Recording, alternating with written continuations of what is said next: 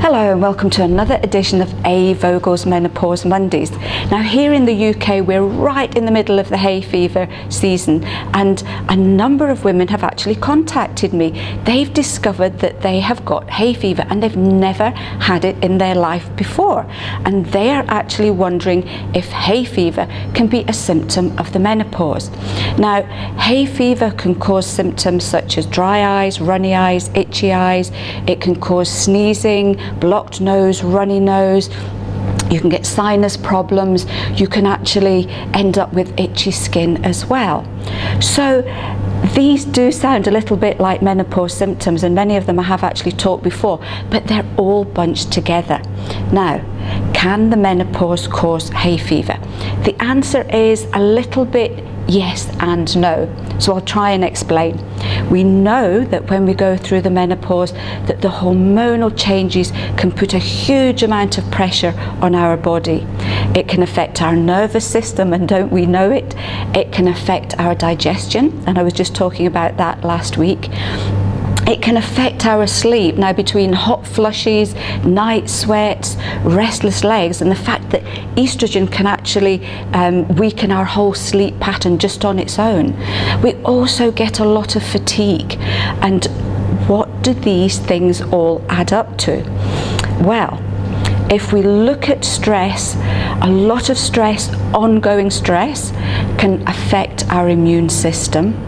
Our digestion problems, it will affect our absorption, and if we are not nutritionally up to date, if you like, then poor nutrition can actually affect our immune system as well, and we actually need lots more during the menopause just to keep our bodies actually going. We know that sleep, as I've mentioned before, is a big issue, and research has actually shown that sleep can weaken our immune system. And fatigue itself, if we get it ongoing, it can just grind us down, and that whole situation can weaken our immune system as well.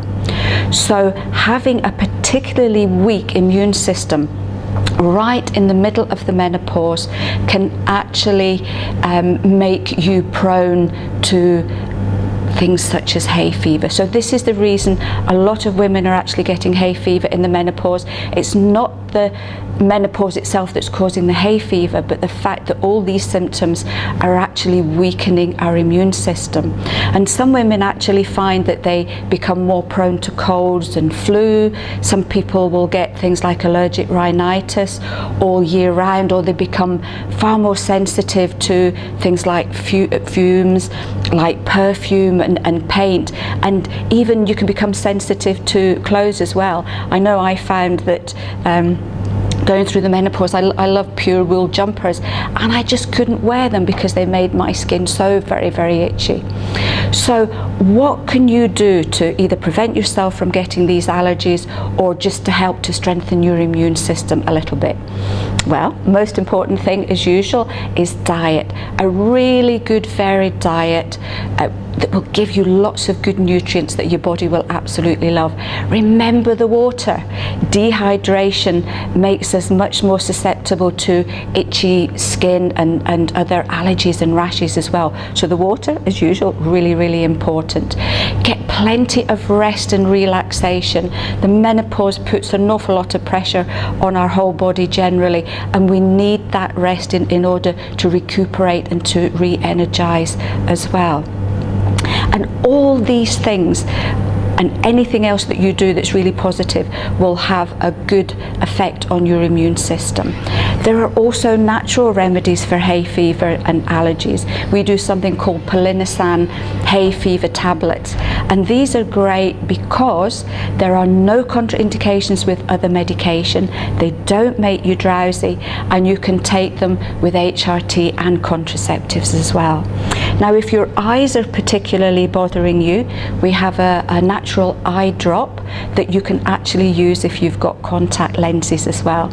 And if you're one of these ladies that tends to get a lot of itchy skin or rashes, you can actually look either at the herb nettle, or just make sure that you're having a couple of cups of nettle tea a day in your diet.